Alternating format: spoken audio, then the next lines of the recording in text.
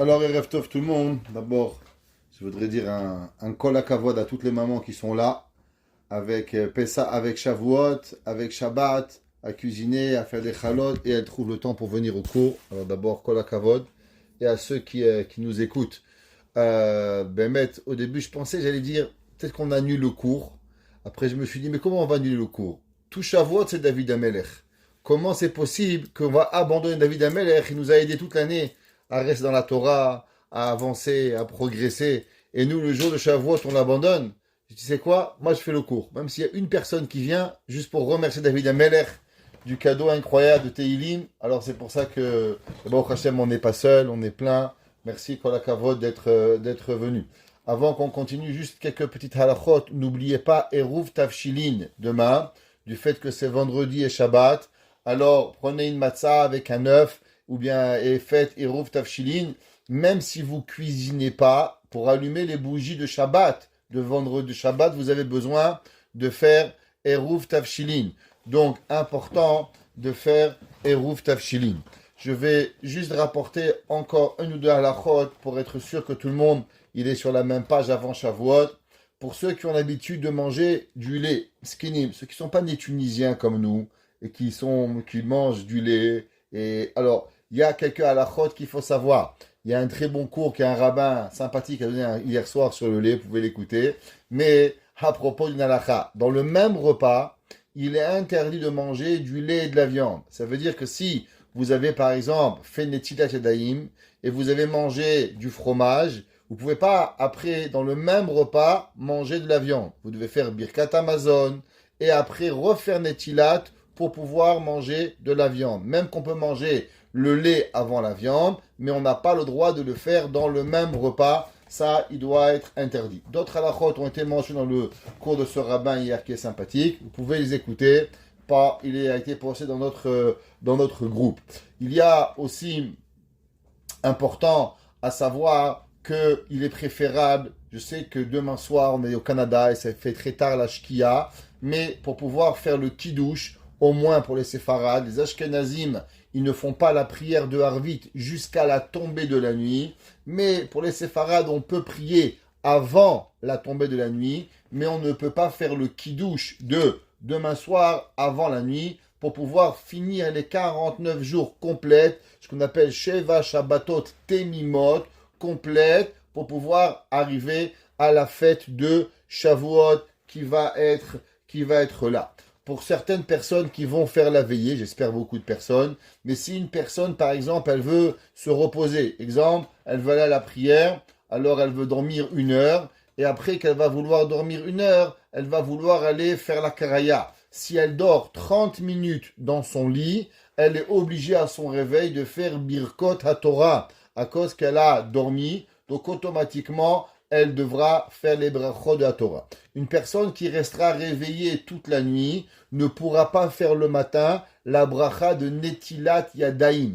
On ne fait la bracha de Netilat, on fait la Netilat, on lave les mains avant la prière, mais la bracha de Asher Kideshanu Bemitzvotav Vetzivanu al Netilaim ne se fait seulement si une personne, elle dort la nuit. Donc, si vous avez dormi l'après-midi, vous vous lavez les mains sans la bracha. Si vous n'avez pas dormi toute la nuit, alors vous ferez la netilat sans faire la bracha de netilat yadaim. Pour les ashkenazim, ils n'ont pas l'habitude de faire la bracha de birkot Torah. Ils s'acquittent de quelqu'un d'autre. Mais pour les séfarades, on pourra faire toutes les berachot de netilat yadaim. Il est bien d'aller écouter les 10 commandements à la synagogue, mais il n'y a pas d'obligation. Ça veut dire, les femmes, si pour une raison, une maman, elle a des bébés, la maison, elle a des invités, il n'y a pas d'obligation d'aller écouter les 10 commandements. La seule lecture de la Torah obligatoire pour une femme, c'est Parashat Zachor. Le reste sont seulement des coutumes. Ça veut dire que c'est pas dit que c'est assourd d'y aller. Au Hashem, aller à la synagogue, c'est bien d'aller prier. Mais il n'y a pas d'obligation d'écouter les 10 commandements demain à Tefila. Si on a, pour une raison ou une autre, une maman, un enfant à s'occuper, whatever, on ne peut pas le faire, c'est pas grave, ne vous en faites pas. Vous n'avez fait aucune avéra. Vous ferez seulement maximum une grande mitzvah en allant à la Beth Knesset pour pouvoir y aller.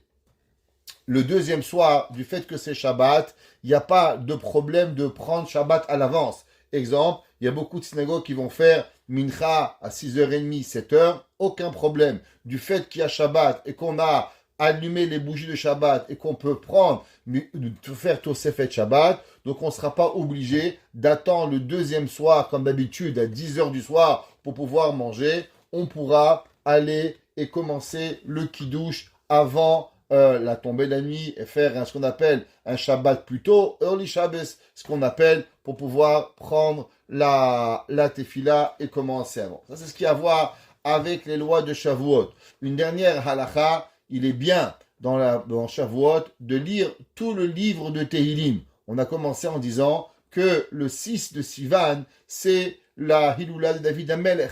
David HaMelech, il est né durant le 6 de Sivan, donc il est bien de lire l'Ilun Nishmat, l'élévation de l'âme de David HaMelech, qui nous amène Mashiach Tzidkenu, de lire tout le livre de Tehillim. Si c'est possible de lire en entier un jour et en entier le deuxième jour. Si c'est pas possible, alors vous lisez doucement ce que vous pouvez pour arriver au moins que dans les 2 jours de Shavuot, lire le Tehillim. Il est aussi de coutume de lire la Megillat Ruth. C'est pas très compliqué, c'est pas très long. Les hommes et les femmes, ceux qui veulent, nous avions fait des cours pendant qu'il y a une dizaine d'années ou 12 ans sur la Megillat Ruth complet avec des commentaires. Vous pouvez retrouver vos cours et vos notes, mais il est bien de lire la Megillat Ruth pendant la journée de Shavuot pour pouvoir y arriver. Adkan pour les lois de Shavuot. Et maintenant, allons commencer avec le Tehillim 71.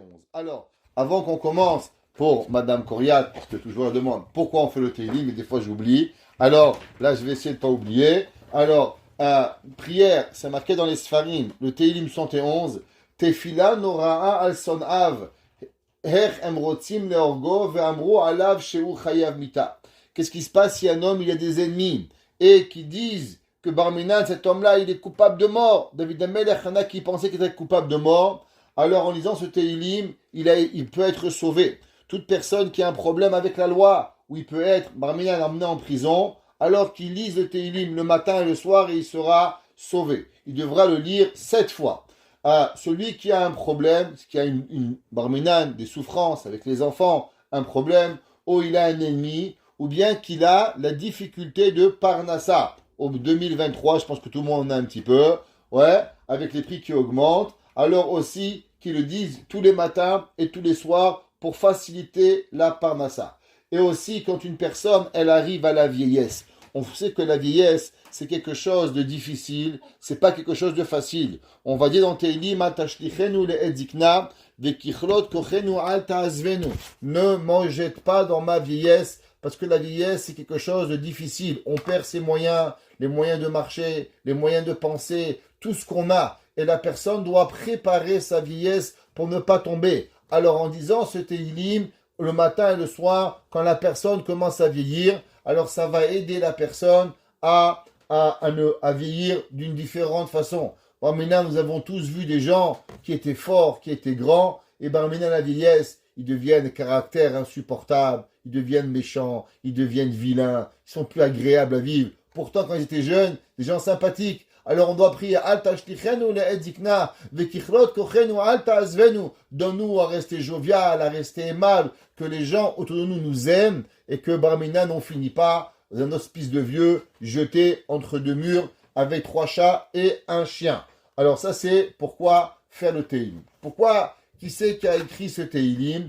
Alors ce Tehillim, il est la continuité du Tehillim de Tehillim 70. Si vous voyez, le début du Tehillim, c'est marqué Becha Hashem Chasiti. C'est même pas marqué Mizmor, c'est même pas marqué Asaf, pas marqué Lamnatseach. Il n'y a rien d'écrit. C'est seulement Becha Hashem Chasiti. C'est pour ça que tous les commentaires, le Rashi, le Malbim, le Radak, tout le monde est d'accord que c'est Tehillim 71. Il est la continuité du Tehillim 70 que David HaMelech, il avait écrit dans le Tehillim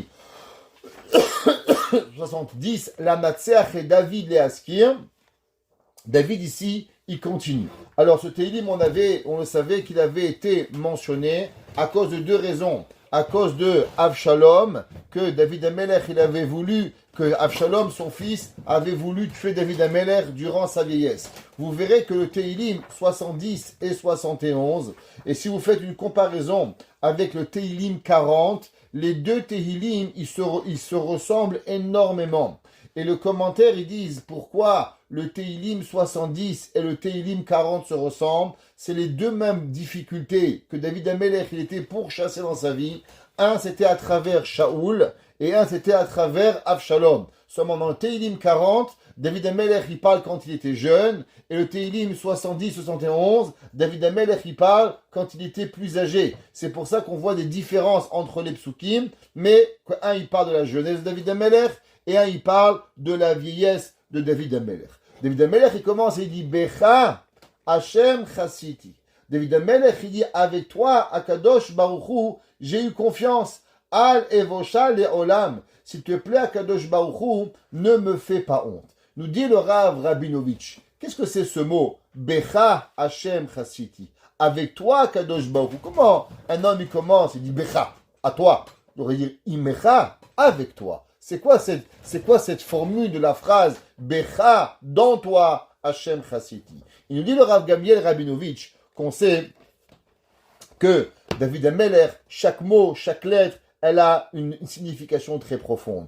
Quelle est la valeur numérique de Becha? Bet, c'est 2, Chav, c'est 20. Valeur numérique 22, qui représente les 22 lettres de l'alphabet, ce qui s'appelle Kavbet Advan Deoraita. David Amelech, il dit, tu sais avec quoi, Kadosh Baruch Hu, là, j'ai confiance en toi, eh bien, j'ai confiance en toi, Kadosh Baruch Hu, avec la Torah. David Amelech, il dit, comment un homme, il a confiance en Dieu? La confiance en Dieu, elle vient que à travers la Torah. Et de là, il dit le Rav Gamliel Rabinovitch, il dit, lelo esek Torah, yefshar lizkot lemidet habitachon. Il dit qu'en vérité, il y a beaucoup de gens, ouais, j'ai confiance en Dieu. Mais en vérité, leur confiance, elle n'est pas très solide. Vous savez pourquoi la confiance, elle n'est pas très solide? C'est parce que c'est comme une maison. C'est comme un homme, il monte une maison. Et dans la vie d'un homme, il y a des milliers d'étages. C'est quoi les étages? Chaque difficulté qu'on a, Shlom Bayit, la femme, les enfants, le mari, la parnassa, chaque jour de notre vie, on affronte une nouvelle difficulté. Et cette réalité, c'est quoi? Ce sont des étages qu'on a. Mais en vérité, pour que ce bâtiment, il puisse soutenir, il faut avoir des racines, il faut avoir des bases. Et c'est quoi ces bases? Ces bases, c'est la Torah. L'homme qui étudie la Torah, alors il a confiance en Dieu. L'homme qui n'étudie pas de Torah, alors il pense qu'il a la Emouna, il pense qu'il a le bitachon. Mais en vérité, c'est quoi un bitachon? Un homme qui ne connaît pas Chovot Alevavot, on est en train d'apprendre maintenant, mais un homme qui ne connaît pas Chovot Alevavot, il ne peut pas comprendre ce que c'est Kadosh Baruch Hu. Il ne peut pas comprendre ce que ça veut dire Avodat Hashem. Il ne peut pas comprendre ce que ça veut dire Avodat Bitachon. Le bitachon d'Hashem, ce n'est pas quelque chose qu'on peut découvrir à travers Picsou, Tintin. Ça, on n'apprend pas. Ça, c'est à travers la Torah. C'est pour ça que David Amelech, il dit, Becha, grâce aux 22 lettres de la Torah, Hashem, Chassiti, alors automatiquement, Akadosh Baruch Hu, je vais avoir confiance en toi. Et s'il n'y a pas vraiment de Torah, alors c'est seulement des paroles de l'extérieur. C'est pas quelque chose qui rentre dans la personne pour pouvoir y arriver. David Amelech, il écrit et il dit, tu sais pourquoi? Akadosh Baruch Hu, moi j'ai confiance en toi. Et le Malbim, il dit que David Amelech, il dit Hachem, j'ai confiance en toi pour 3 raisons. Et pour cela, toi, Akadosh Baruch Hu, tu vas devoir me sauver. D'abord, Becha Hachem. Il dit le fait même que moi, Kadosh Baruch Hu, je me mets sous ton ombre, j'ai confiance en toi, et toute ma vie, elle est basée sur toi, Kadosh Baruch Hu. Alors déjà, cela, David Amelech dit, Alevosha leolam. Le fait qu'un homme, il vit avec la Emouna, il vit avec Dieu, comment Kadosh Baruch Hu pourrait laisser un homme qui a tellement confiance en Dieu et qui serait puni, qui va lui arriver un problème, ça serait la plus grande honte à Kadosh Baruch Hu, entre guillemets. Comment celui qui fait confiance en Dieu, alors automatiquement, il ne va pas avoir la Yeshua. Il y avait un jour une histoire incroyable. Il y avait un jour, un Rav, il est arrivé, le Rav, le beau-frère de Rav Chaim Kanievski, Rav Yitzhak, j'ai oublié son nom, ça me revenir. Et Zilberstein, pardon. Le Rav Zilberstein, un jour, il est arrivé à Manchester, dans la ville en Angleterre. Et là-bas, il y avait un homme qui faisait un kaddish et qui hurlait. Il hurlait à toute-tête quand il faisait ce kaddish. À la fin de la prière, le Rav est venu le voir et il lui a dit « Excusez-moi, monsieur, mais j'ai pas vu l'habitude de voir un homme crier de cette intensité au moment où vous faites le kaddish. » Et le Rav Zilberstein a dit « Laissez-moi vous raconter que votre Rav une histoire. » Il dit « Vous savez, moi, j'étais dans les camps à Birkenau, à Auschwitz. Et là-bas, tous les jours, quand les gens me disaient quelque chose, ils disaient « Akol mina shamayim » tout est d'Akadosh Baruch Hu. Hachem peut nous sauver. Tout peut arriver. Akadosh Baruch Hu est avec nous. Nous ne devons pas avoir peur de rien seulement d'Akadosh Baruch Hu. Et j'avais cette émouna profonde qu'Akadosh Baruch Hu pouvait nous sauver. Et tous les gens de la baraque que j'étais, malheureusement, n'étaient pas des gens très religieux. Et ils se moquaient de ma émouna. Ils étaient toujours en train de dire, ouais, toi, ton bon Dieu, on finisse tous dans les fours crématoires, mais pourtant, il ne va rien nous arriver. Et ici, c'est seulement la bonne humeur de M. Hitler ou de M. Eichmann, mais en aucun cas, ton Dieu pourra faire quelque chose. Et moi, je disais, mais messieurs, mes frères, de quoi vous parlez? Tout vient de la main d'Akadosh Baruch Hu. Et un jour, la baraque au complet est appelée à rentrer dans la chambre à gaz. Alors, on nous dénude, on nous lève nos habits, et on rentre dans la chambre. Et là, tout le baraque, il me dit, alors, Shlamele, il est où ton Dieu? Ton Dieu que tu as tellement confiance, il est où ton Dieu? Et là, moi, je leur ai répondu et je leur ai dit, Afilu cherev chadam unachat tzavaro shel adam, alimna atzmo min harahamim. Même si tu as une épée sur ton cou, n'enlève jamais la miséricorde d'Akadosh Baruch Hu. Et là, à la dernière minute, il y a Eichmann qui rentre pour s'assurer que tout le monde est bien dans le camp, bien dans la baraque et qu'on va envoyer les gaz. Et Eichmann, il a les mains dans les poches. Et à ce moment-là, il sort les mains de sa poche et il y a un mouchoir, un bout de papier qui sort de la poche de Eichmann. Et là, Eichmann, avec sa baguette, il me dit, « Juif, ramasse le papier. » Alors moi, je m'abaisse pour ramasser le papier. Et d'un coup, il y a un bout de vent, une petite brise de vent qui bouge le papier. Alors j'avance vers le papier. Il y a encore un petit peu de vent qui arrive et le papier, il s'envole un peu plus loin. Et à chaque fois que je cours vers le papier, et là, je me retrouve à l'extérieur de la chambre à gaz sans même m'en rendre compte. Et là, il y a Eichmann qui ferme la porte et qui dit envoyer les gaz. Et là, tout le monde vient de comprendre ce qui vient d'arriver, c'est que tout le monde va mourir et le seul survivant, c'est moi. Et là, tous mes copains, ils me crient de la chambre en me disant « Shlomele, ne nous oublie pas, Dieu est grand, Hachem est avec toi, Akadosh Baruch Hu, s'il te plaît, Shlomele, en ce jour de telle et telle date du mois calendrier juif, fais un Kaddish pour nous.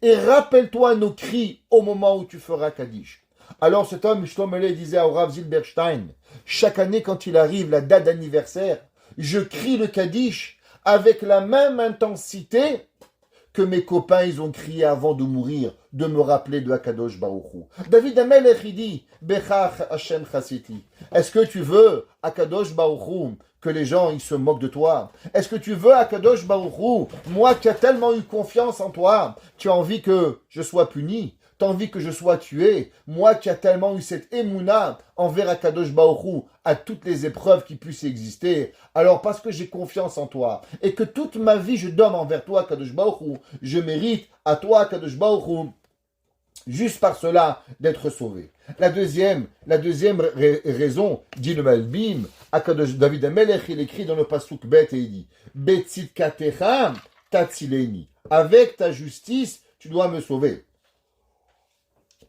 Qu'est-ce que ça veut dire? Ça veut dire que Akadosh Baruch Hu, il aime les choses justes.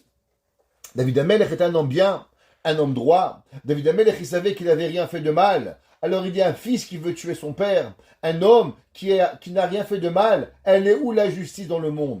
À toi, Akadosh Baruch Hu, que toi, toute ta vie, c'est quoi? Rav Chesed ve'emet. Un Dieu qui aime la bonté, qui aime la vérité. Alors je te demande à toi, Akadosh Baruch Hu, par ta justice, par le fait que tu aimes la tzedaka, alors tatzileni tefaleteni, tatzinoti, sauve-moi et laisse-moi pouvoir rester vivant, parce que toi, Kadosh Baruch Hu, Rav Chesed ve'emet, tu aimes le tzedek.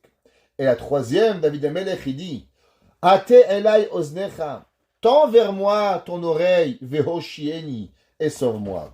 Il dit David Amelech, tu sais quelle est la troisième raison pourquoi Kadosh Baruch Hu, tu dois me sauver? Parce que je prie. S'il y a de quoi tendre l'oreille, c'est qu'il y a un pleur, c'est qu'il y a un cri, c'est qu'il y a quelque chose. Donc du fait que moi, David Amelech, je viens et je prie chez toi, Kadosh Baruch Hu, alors juste parce que le fait que je vienne et que je prie chez toi, Kadosh Baruch Hu, alors je mérite d'être sauvé. Ça veut dire que même si en vérité, je ne méritais pas la Rahamim, je ne méritais pas le Midat Hadin, mais du fait que moi j'ai été et j'ai prié à Kadosh Baruch Hu, alors Behemet, je mérite qu'Akadosh Baruch Hu, il va venir et il va me sauver pour pouvoir y arriver.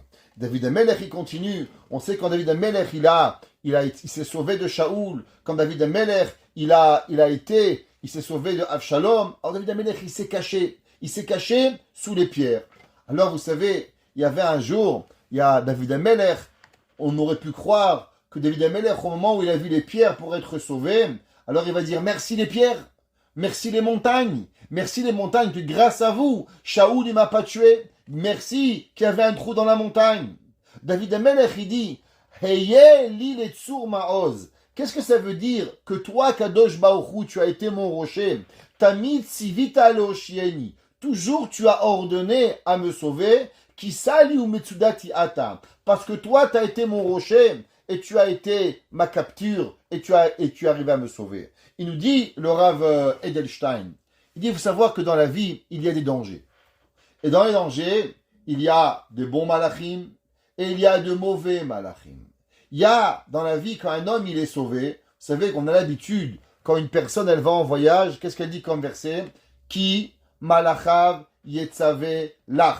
C'est quoi? Ki malachav yetzave lach? C'est le nom d'Akadosh Baruch Hu. Ki, Yud, Malachav, Chaf, Yetzave, Lach. Pourquoi Akadosh Baruch Hu, il va nous sauver un nom d'Akadosh Baruch Hu pour pouvoir être sauvé? Ça veut dire qu'on prie à Akadosh Baruch Hu qu'il y a un ange du ciel qui vienne et qui nous sauve. Parce que les chemins sont dangereux. Les chemins dans la route de la Gemara dit que toutes les routes sont Becheskat Sakana. Tous les chemins sont en danger. David Amelech, il dit qu'un homme, il est sauvé.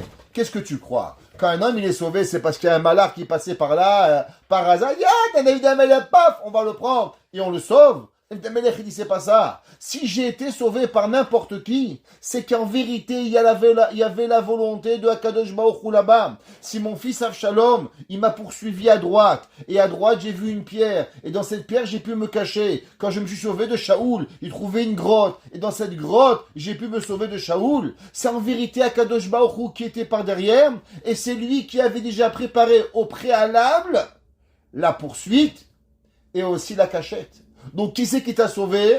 C'est Akadosh Baruch Hu qui t'a sauvé. Akadosh Baruch Hu, maître du monde. David Amelech, il dit, Tamid tzivita leoshieni. Toi, David, Akadosh Baruch Hu, tu as toujours ordonné à qui? À la nature, au soleil, à la lune, aux montagnes, aux rochers, aux malachim généralement de l'univers, pour que moi, David Amelech, je puisse être sauvé. Kisali ou Metsudati Atam.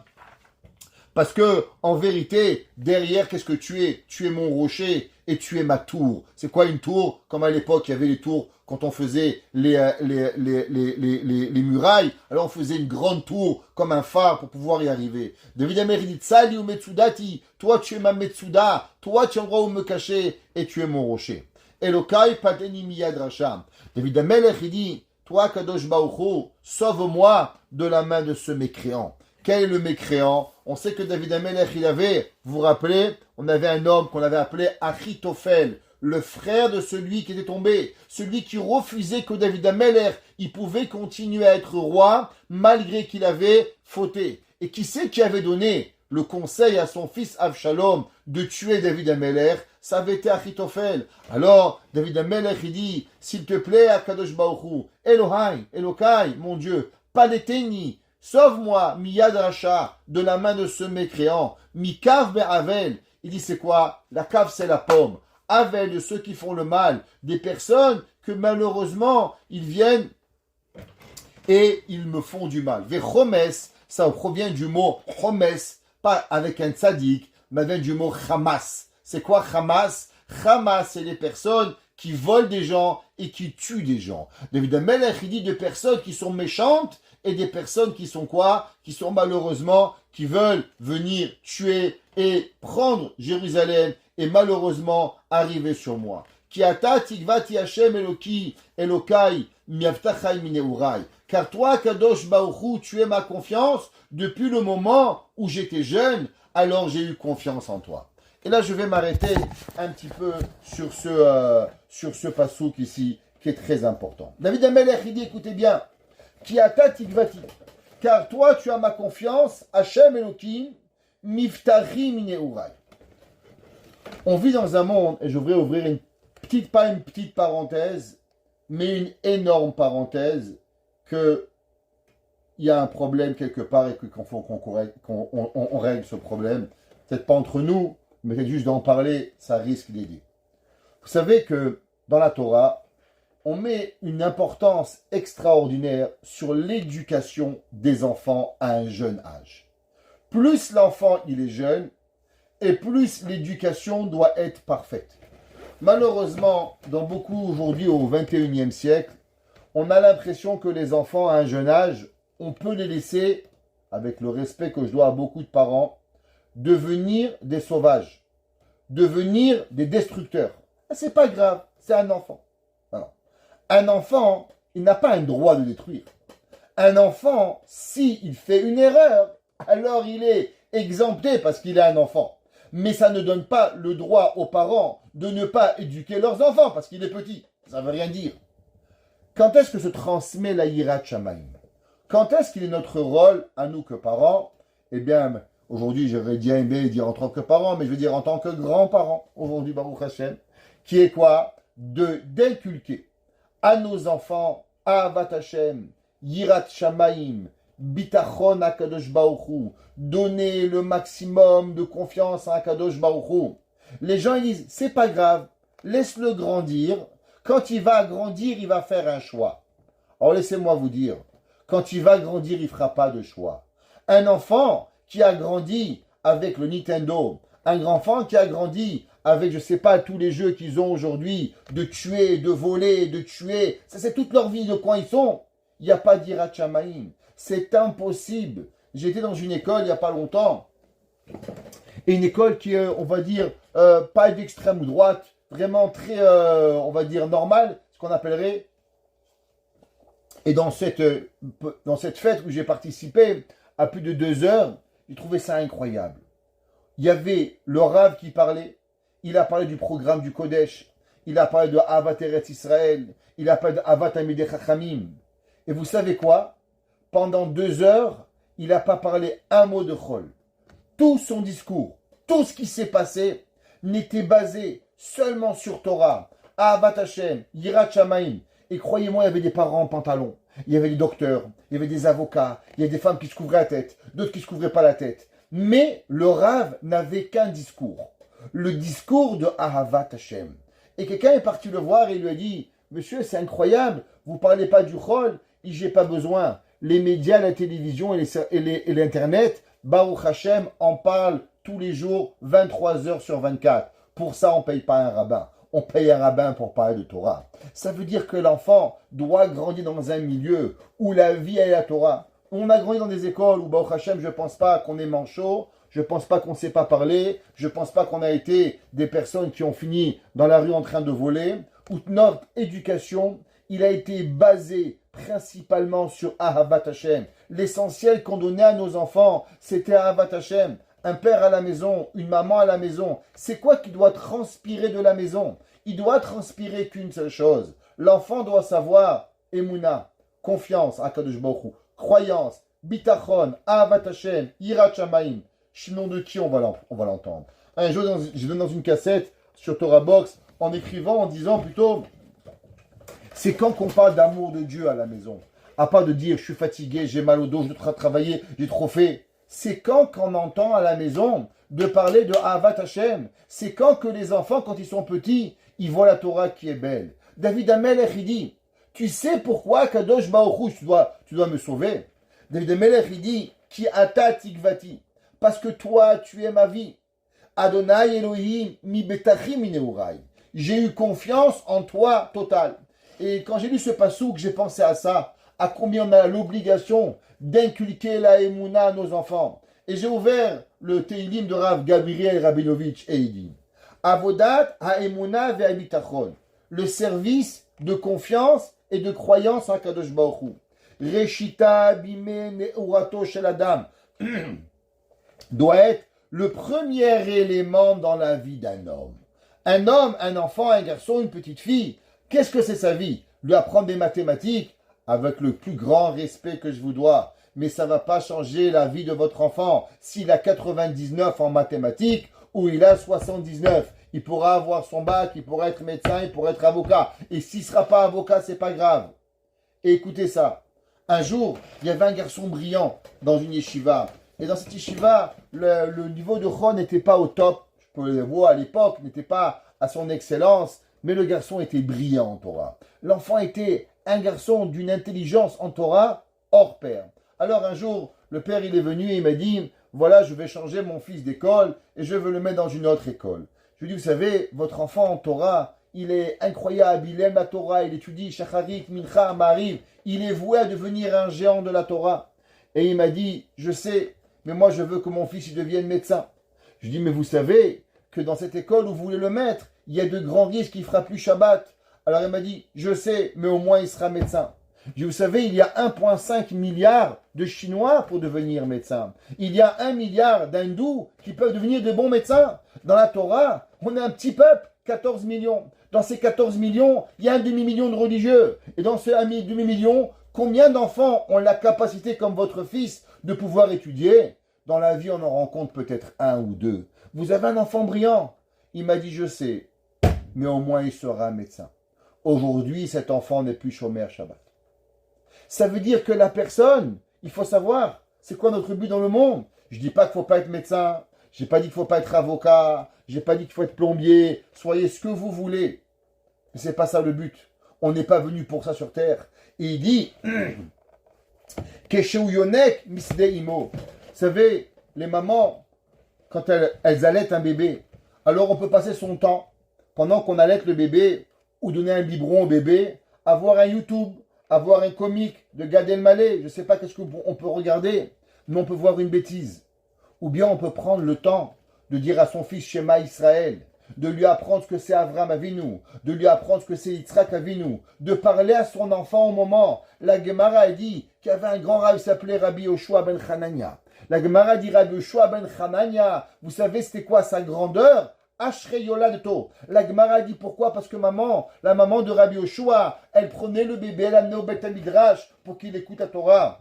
Alors, on va pas dire qu'au Canada on va sortir un bébé sur moins 40, je suis d'accord, tempête de neige. Je suis d'accord, c'est difficile. Mais c'est quoi le problème de mettre un chiour que la maman elle écoute pendant qu'elle peut arriver, pendant qu'elle allaite le bébé, en train de nourrir le bébé? J'ai rencontré un jour un rav qui s'appelait Rav Katzenstein, un géant en Torah. Il connaissait le Talmud par cœur. Et un jour, je lui ai demandé, Rabbi, pouvez me dire comment vous avez eu l'idée d'apprendre le Talmud en entier par cœur? Il m'a dit, laisse-moi te dire, j'ai un enfant autiste et que pour pouvoir le nourrir, ça me prend 2 heures le matin et 2 heures le soir. Je passe 4 heures de ma vie tous les jours à devoir juste nourrir mon bébé qui est excessivement malade. Je ne sais même pas si encore aujourd'hui il a envie, c'est histoire depuis il y a de 35 ans. Et il m'a dit, tous les jours, qu'est-ce que j'ai fait? Au début, je donnais à nourrir et je réfléchissais à ci, à là. Et un jour, je me dis, mais c'est pas possible.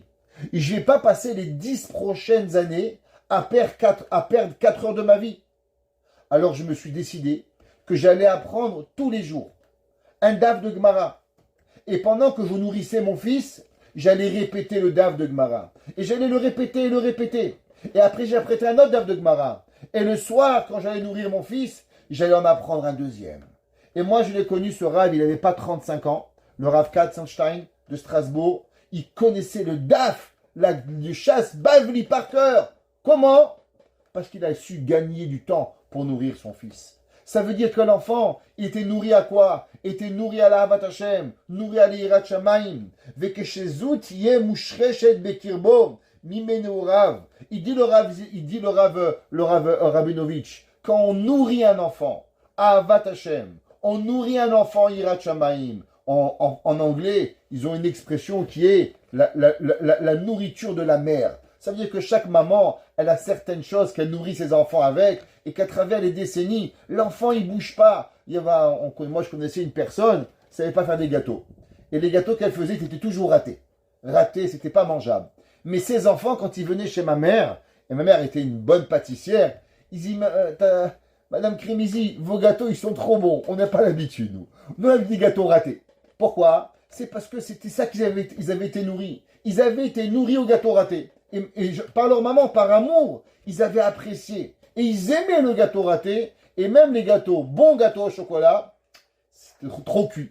Ça manque quelque chose. Il y a trop de chocolat. C'est trop bon. On n'a pas l'habitude de ça. Les Havdil, quand on nourrit un enfant de Yirat Shamayim, quand on lui donne une cuillère de Yirat Shamayim, une bracha avant, une bracha après, la Gemara dit à un enfant dès qu'il commence à parler, qu'est-ce qu'on lui donne? Shema Israël, Torah Tzilanu Moshe Moracha Keilat Yaakov, nourrir de Yirat Shamayim nos enfants. Asgam ki yazkin yasu mimena. Alors quand l'homme il va vieillir, eh ben l'homme il va pas oublier Akadosh Baruch Hu. Mais si l'homme quand il est jeune, c'est quoi sa vie? À quoi il va se rappeler? Veyet Tamid Kol Bitrenu Bashem. Et l'homme, il va avoir toute sa vie avec la confiance en Akadosh Baruch Hu. J'ai écouté une histoire cette semaine qui était excessivement troublante et qui m'a percuté. Il y avait un jour un homme, il a raconté le Rav Israël Mirlo à Paris. Il a fait une soirée conférence sur les rescapés d'Auschwitz. Et le Rav Israël Mirlo a raconté qu'il était dans le camp. Et quand il était dans le camp, il y avait un enfant qui n'avait pas bar mitzvah. Et dans le camp d'Auschwitz, malheureusement, il y avait un garçon qui s'appelait Matale. Et ce Matale-là, il avait son père qui est décédé. Et quand il a été décédé, alors on a pris le corps de son père, c'était Shabbat Hagadol, et on l'a pris dans les crématoriums pour aller le brûler. Et l'enfant, au moment où on allait brûler son père, il a crié, « Mais comment on va brûler mon père?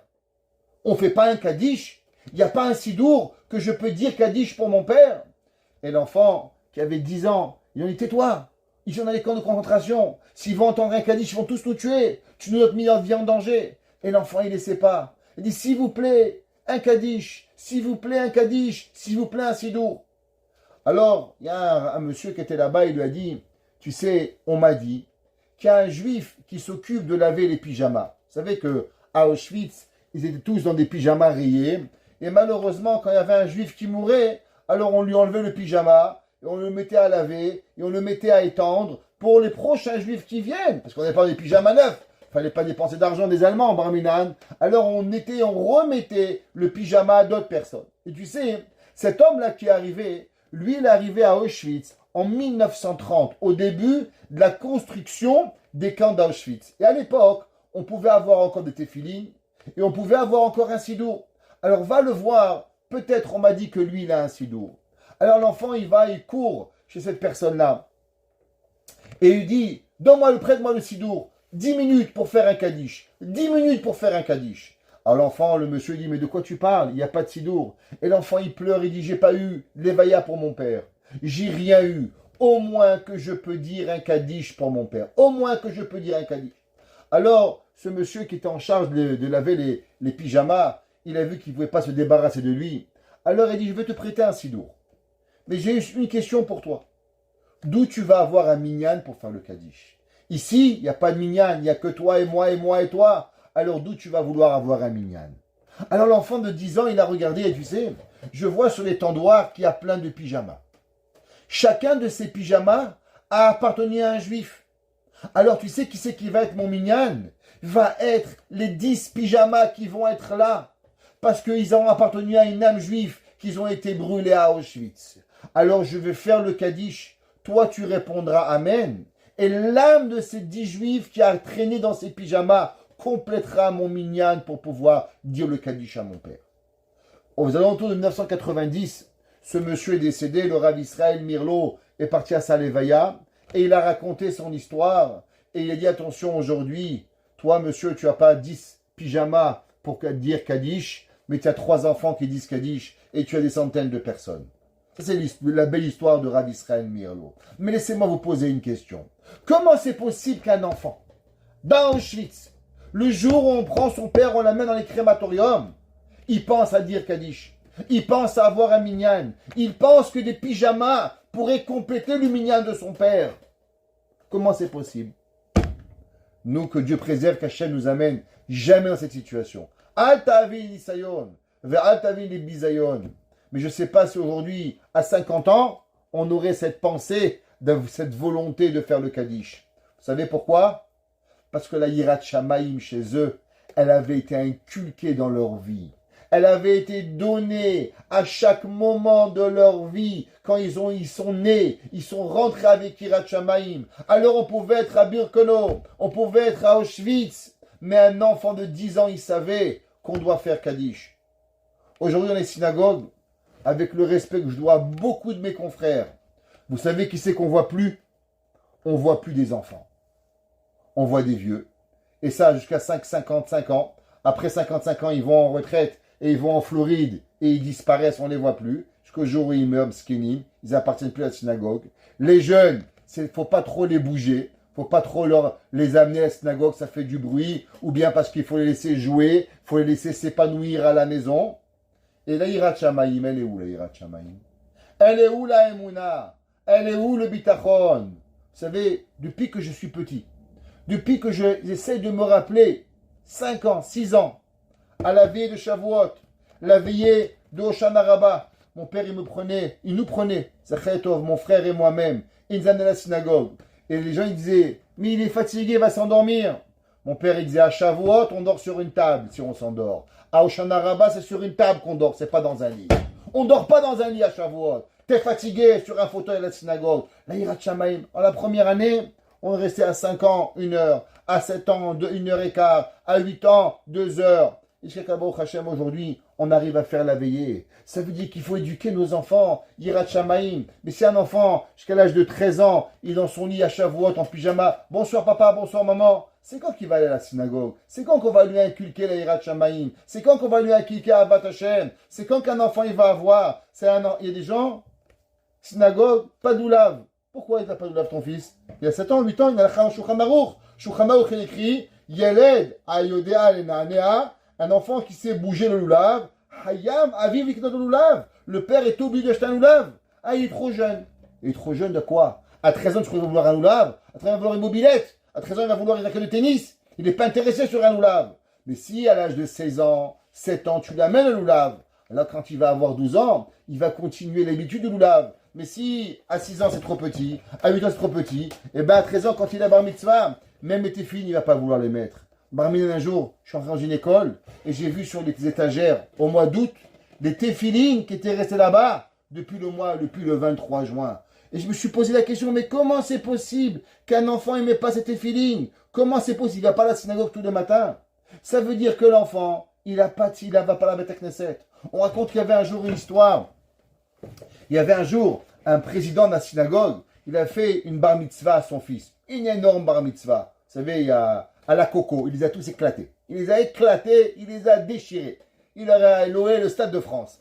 Et là-bas, bien sûr, qui c'est qui était invité? Le rabbin, le grand rabbin de Paris, était invité à la synagogue. Et il y avait un buffet, tout était magnifique, tout était beau. Alors, le rabbin, il se lève devant tout le monde, il y avait un buffet, il y avait des petites cuillères en argent. Et le rabbin, il est allé, et il a pris une petite cuillère en argent, et devant tout le monde, il a mis la petite cuillère dans la poche. Et le buffet s'est levé, le bar mitzvah, on a fait l'allumage de la menorah, les 13 bougies, papy, mamie, tonton, tita, et comme vous le savez, et on a fini la soirée, les années elles passent, 10 ans passent, et Baruch Hashem, ce bar mitzvah, il va se marier. Alors on ressort l'argenterie, et on ressort 400 fourchettes en argent, 400 cuillères, 400, et là on colle les petites cuillères. Et là on compte 399 petites cuillères. Et là tout le monde dit, mais elle est pas seule la petite cuillère. Et là il y a une grand-mère qui se rappelle, mais moi je me rappelle, le rabbin, le voleur, il a volé la cuillère devant tout le monde. Vous vous rappelez pas, le rabbin, il a volé la cuillère? Alors le président dit, bien sûr que je me rappelle maintenant. Alors il va voir le rabbin, il dit, monsieur le rabbin, vous vous rappelez, il y a 10 ans de ça, par erreur, peut-être, sans faire exprès, vous n'avez pas rendu compte, vous avez pris une petite cuillère, vous l'avez mis dans la poche. Et il dit, oui, mais dites-moi, votre fils, il met téfilines? Il dit, monsieur le rabbin, c'est quoi le problème des téfilines? La petite cuillère, vous l'avez ou vous l'avez pas? Il dit, dites-moi, une petite question. Votre fils, il met téfilines ou il met pas téfilines? Il dit, monsieur le rabbin, mais je comprends pas. Je vous parle d'une petite cuillère, vous me parlez de téfilines. Il dit, ok, revenez me voir demain matin. Demain matin, le président, il revient, et il dit, monsieur, la petite cuillère. Et le rabbin lui demande, dites-moi, votre fils, il met téfilines ou il met pas téfilines? Et il dit, mais monsieur le rabbin, je comprends pas, c'est quoi votre question? Bien sûr qu'il met téfilines. Il dit, ok. Vous savez quoi? La veille du mariage, D'habitude, toute la famille vient à la synagogue, la veille du mariage, monter au Sefer Torah. J'ai volé la petite cuillère devant tout le monde, je vais rendre la petite cuillère devant tout le monde. Et le président, tellement content, qu'il va enfin attraper le rabbin ayant volé quelque chose. Alors le rabbin, il arrive à l'heure à la synagogue, il n'a pas l'air très en air, très calme, comme ça, très serein. Et qui c'est qui arrive? Le futur mari qui va se marier ce soir. Et là, il sort son talit de tefilin, de la bar mitzvah. Et là, il sort son talit pour le prendre. Et dès qu'il sort le talit, il secoue le talit. Et qu'est-ce qui se passe? Ding, ding, ding, ding, ding. La petite cuillère qui tombe. Et là, tout le monde remarque que la petite cuillère avait resté en tefilin pendant 10 ans. Le bar mitzvah n'avait pas mis tefilin une seule fois. Vous croyez que c'est une blague? C'est pas une blague. Vous croyez que c'est une exception? C'est pas une exception. L'exception, elle est malheureusement aujourd'hui que nos enfants, ils n'ont pas de Yirat Shamayim. Vous savez pourquoi? Parce qu'on est occupé à tout leur apprendre. À part une seule et unique chose. Apprendre la Yirat Shamayim. Rabbi Nachman de Breslev, il écrit et il dit, c'est marqué dans le Passouk un peu plus tard, et il dit dans le Passouk Tedvav, David Amelech, il dit, Pi yesaper teilatecha kolayom, ma bouche, elle va parler, ta louanger des vérités toute la journée. Teshuatecha, de tes louanges, kilo yadati sefot. Parce que je ne sais pas raconter et pouvoir parler de toi à Kadosh Baruch. Il dit, Rabbi Nachman de Breslev, écoutez l'écoutez à la chôte, il ramène, dans le Passouk tête, c'est marqué, Al tashlicheni le'ed zikna, ne me jette pas au moment de ma vieillesse, qui chlot kochi, à la force de mes forces, al ta'azveni, ne m'abandonne pas. Vous savez que Rabbi Nachman de Breslev, il dit que dans la vie, c'est comme un jour. La vie d'un homme, il y a le matin, il y a l'après-midi et il y a le soir. C'est quoi le matin? Le matin, c'est la jeunesse. L'après-midi, c'est quand on a déjà passé la deuxième partie de sa vie. Et la soirée, quand le soleil commence à se coucher, c'est la vieillesse et la nuit, c'est la mort. Ça veut dire qu'en vérité, les 70 ans de vie d'un homme, ils représentent une journée. Une journée de notre vie. La jeunesse, la force, midi, le milieu, l'après-midi, quand on a passé 45 ans, et après on commence à s'éteindre. Et la Gemara nous enseigne, elle nous dit qu'il faut faire excessivement attention à la prière de Mincha. La Gemara dit, vous savez quelle est la prière la plus difficile à faire? C'est Mincha. Pourquoi? Parce que le matin, ça va, tu rêves 5 minutes plus tôt, tu arrives. Le soir, tu vas dormir 5 minutes plus tard. Mais casser la journée en deux, surtout en hiver au Canada, 3h50 il fait déjà nuit, s'arrêter à 3h pendant à faire Mincha, tu t'es arrêté pour le lunch de 1h à 2h ou de midi et demi à 1h30, reprendre encore 5 minutes vers 2h pour faire Mincha, c'est pas facile, c'est même très difficile. La Gemara dit attention, la prière de Mincha, elle peut te quitter sous les doigts. Il y a des gens, ils veulent la faire, ils sont en classe, si elle est là, hop, elle leur a quitté. Alors il dit Rabbi Nathan, qu'est-ce que ça veut dire la prière de Mincha? Il dit Rabbi Nathan, la prière de Mincha, ce sont les années de l'homme. L'homme, en vérité, il doit investir dans sa jeunesse. Il doit investir dans sa jeunesse pour être une bonne personne. Mais souvent, qu'est-ce qui arrive? Au moment où l'homme, il arrive au milieu de sa vie, le Yetzer Hara est tellement fort qu'il le fait tomber. Il y a un dicton chez les thérapeutes religieux, on dit qu'il y a 2 guerres mondiales.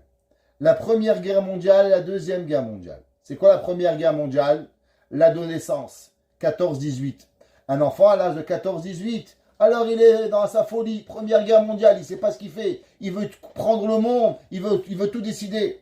Après Baruch Hashem, il arrive le 11 novembre, il se calme, Baruch Hashem, Hazak. Et là, l'armistice, c'est bon, c'est fini, tu oublies. Et après la deuxième guerre mondiale. C'est quoi la deuxième guerre mondiale? 39-45. La crise de la quarantaine. Vous croyez que c'est une blague? C'est pas une blague. Rabbi Nathan de Breslev, il y a 200 ans, il a écrit dans le Sefer Likutei Halachot, et il dit attention, tu sais qu'est-ce que c'est quand l'homme, il passe la deuxième partie de sa vie. Alors il commence à se dire, j'ai vieilli, j'ai pas vécu, j'aurais voulu. Et le Yetzer Hara, il te fait les pompettes. Et là, Barminan, la personne, vous les voyez, Il est un homme normal. D'un coup, il commence à avoir une banane. Il commence à se mettre des pantalons, on dirait je sais pas quoi. Elle a commencé à mettre des habits. Il commence à acheter des BMW. Mais dis-moi, pour qui tu te prends? Star de cinéma de je sais pas quoi. Mais tu habites à Ville-Saint-Laurent, Côte-Saint-Luc, là. Qui tu es? Tu es Jonathan, là. T'es Shimshon. Qu'est-ce qui t'arrive? Réveille-toi un peu. Et l'homme, il perd la tête. Et l'homme, il devient fou. Et il dit, Rabbi Nathan, il faut savoir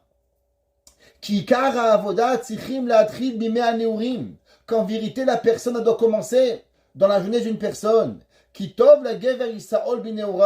L'homme, il doit travailler à être dans la jeunesse. Pourquoi? Il dit parce que quand l'homme, il arrive au milieu de sa vie, le Yetzer Hara, il devient très fort. Et si l'homme, il n'a pas une culture de Torah, une culture d'Avat Hashem, une culture de Yirat Shamayim, une culture d'aller au Beth Midrash. Alors vous savez qu'est-ce qui se passe quand il a la crise de la quarantaine? Eh bien, il chute complètement. L'homme à la crise de la quarantaine, il dit Rabbi Nathan, quand l'homme il passe la deuxième partie de sa vie, il a un Yetzer Hara qui est terrible. Et il dit que l'homme, il peut malheureusement tomber à une facilité qui n'a même pas d'idée. Et c'est pour ça que qu'est-ce qui doit lui rester? Va lui rester son éducation. Aujourd'hui, on éduque des enfants à quoi? On éduque des enfants à s'amuser. On éduque des enfants à faire des jeux, à perdre leur temps. Quand ils vont arriver à 14-18, skinny, ils n'ont même pas de quoi avoir de quoi faire une crise d'adolescence. On leur a tout donné avant qu'ils font la crise. On a tellement eu peur qu'il fait une crise. Qu'est-ce que tu veux? $300, $500, t'amuser, le ski. Le mec, il sait même pas ce qu'il veut, il a déjà reçu. De peur qu'il fait la crise. Ça va, c'est pas grave. Tu dis, bon, Hachem, je l'ai évité. Mais quand il a 45 ans, il dit Rabbi Nathan, il n'a aucun moyen de pouvoir l'arrêter. Et Barminan, il tombe jusqu'à la fin de sa vie sans même être capable. Et ça, c'est ce qu'on appelle, la Gemara, elle dit, Izaharu betefilat mincha. Faites excessivement attention à la prière de Mincha. C'est quoi la prière de Mincha? La prière de Mincha, c'est que David Amelech, il dit, Al tashlicheni le'edzikna. Ne me jette pas dans la vieillesse. Parce que la vieillesse, ça se prépare. La vieillesse, c'est quoi? Vous savez, je connais deux personnes. Deux personnes qui ont plus ou moins le même âge. Un qui avait un travail dans la Torah et un qui était médecin. Encore une fois, j'ai rien à voir contre les médecins. Un avait toujours une volonté. Pour X raisons, il n'a pas pu avoir cette volonté d'être un Avrer Kollel toute sa vie. Il n'a pas pu. Alors, il a travaillé. Et le jour où il a eu 65 ans, 67 ans, il a commencé à prendre sa retraite. Est-ce que vous savez où il est parti? Direct au Beth Midrash. Matin, après-midi, Shacharit, Mincha. Pourquoi? Parce que toute sa vie, son ambition, elle avait été d'être un homme de Torah. Tehilim, Dafayomi, Zohar, Mishnah, ce qu'il voulait. Pour des raisons familiales, X, Y, Z, il n'a pas pu les avoir. Le jour où il ne travaillait plus, 5 heures du matin à la prière, mikvé, comme un jeune homme. Un jour, j'ai rencontré le rav de le collègue, il m'a dit, monsieur le rabbin, cet avraire, il est le meilleur avraire que j'ai jamais eu. À 75 ans, il est jamais en retard. Il est à l'avance, il vient, il écoute. Pire que les jeunes qui ont 20 ans, qui n'ont rien à faire. De côté, il y a un docteur. Un docteur que je connais.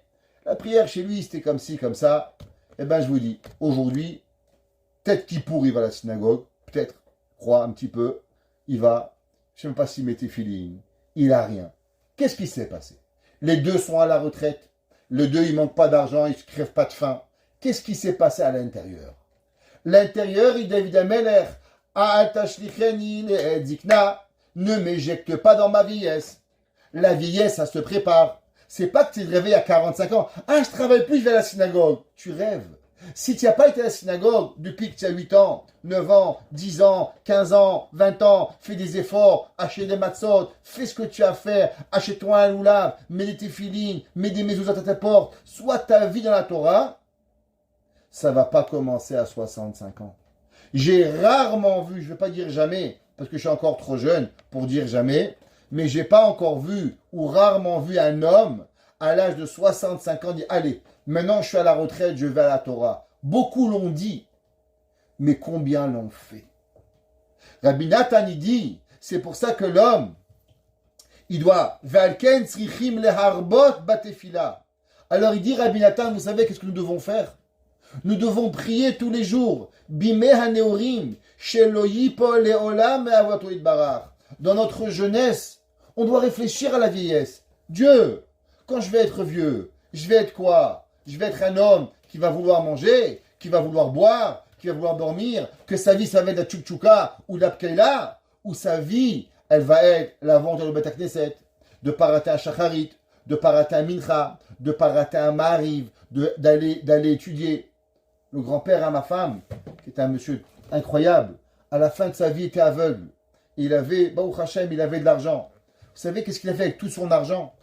Eh bien, il n'a pas acheté des maisons, une petite maison à Jérusalem. Il passait ses journées à payer des gens qui viennent lui lire la Torah parce qu'il était aveugle. Et du matin, il avait une chavruta de Mishnah, une chavruta de Gemara, une chavruta de Dafayomi. Et les gens lisaient et lui, il écoutait. Pourquoi ne pas? Il est mort assez âgé, mais il est mort avec la Torah dans la tête. Il n'est pas mort avec autre chose. L'argent qu'il a accumulé toute sa vie, qu'est-ce qu'il en a fait avec? Il en a fait, c'est qu'il a investi la Torah. Eh bien, croyez-moi, un jour, je me demandais comment ce monsieur, il avait eu cette idée. Eh bien, j'étais un jour donné un cours. Et j'ai rencontré un monsieur, il m'a dit, ah, Rav Krimizi, vous êtes de la famille de tel monsieur, Nissim Ben Oliel? Je lui dis oui. Il m'a dit, vous savez qu'en 1950, à Tanger, on apprenait le Mishnah Broura ensemble? Vous n'arrivez pas à croire. À Tanger, au Maroc, ils apprenaient le Mishnah Broura. Il m'a dit, on se levait le matin très tôt à la synagogue, et après on étudiait pendant des heures ensemble. Ça veut dire qu'un homme, pour qu'il ait la volonté, qu'à l'âge de 70 ans, il met son argent à payer pour la Torah, c'est parce qu'à l'âge de 20 ans, c'est ce qu'il a fait. À 20 ans, il a prié pour ça.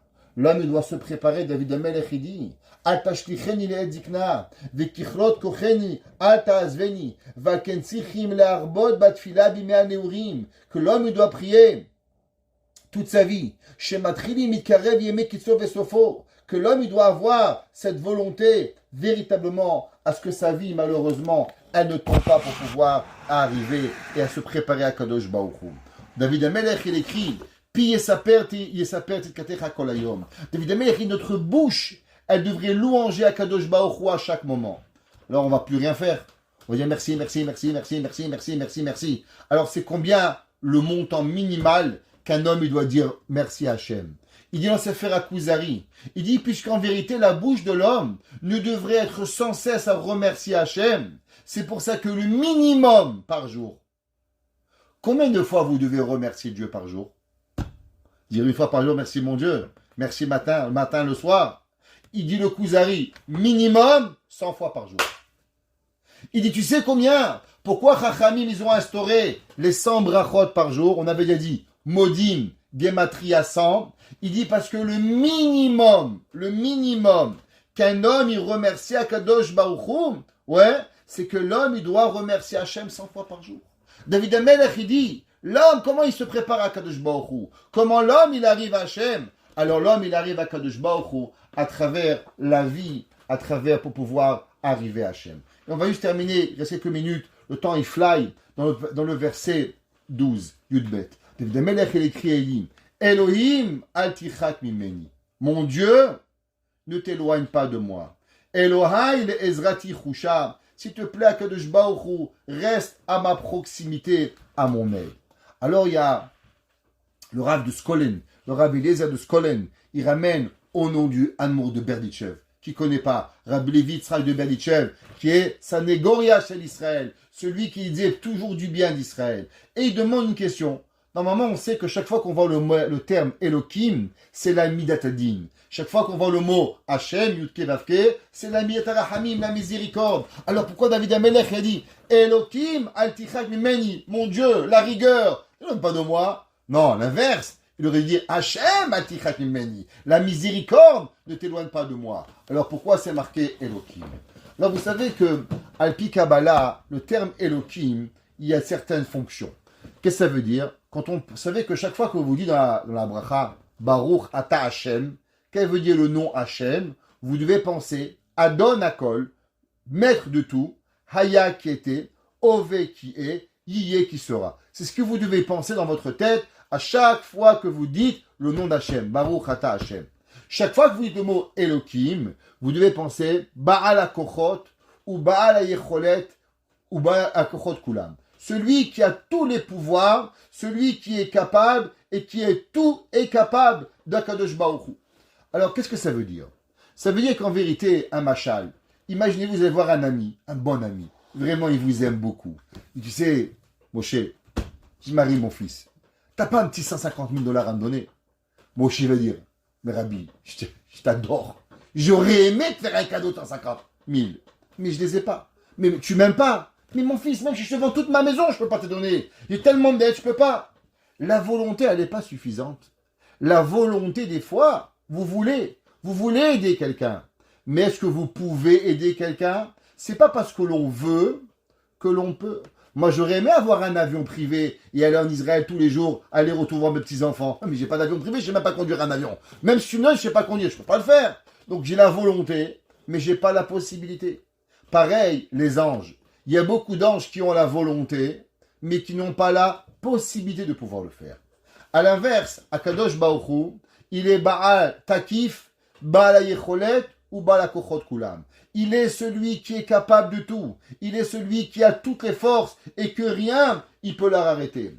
Alors il dit le Rabbi Levi Yitzhak de Benichov, David Amelech, il dit, Elohim, toi Kadosh Baruch Hu, qui est capable de tout, qui a toutes les forces, qui est en permanence, que rien ne peut l'arrêter. Al tichak mimeni, t'éloigne pas de moi, pas par rapport à la midat adin, mais par rapport véritablement à la force d'Akadosh Baruch Hu qui a ce pouvoir de donner à l'homme tout. Elohai le Ezrati Chushi. Akadosh Baruch Hu reste à m'aider. Ça veut dire qu'on sait que Akadosh Baruch Hu, il est capable de tout faire. On a la garantie. Comme c'est marqué dans le pasuk Hashem Oshia, Amelech Ya'anenu Biyom Korenu. Ça veut dire que qu'est-ce que c'est la mida de Elohim? Il dit Rabbi Yitzhak Benichev que la mida de Elohim, c'est la mida qui peut donner au Ham Israël tout ce qu'il veut. C'est pour ça que David Amelech il dit que Israël imatora echadu. Qu'est-ce que ça veut dire? Le Zohar il dit Kucha brichu ve Israël chadu. Qu'est-ce que ça veut dire Kucha brichu ve Israël chadu? Que le peuple juif et Israël ils sont une chose. Ça veut dire qu'en vérité, nous on n'est pas dépendants des anges.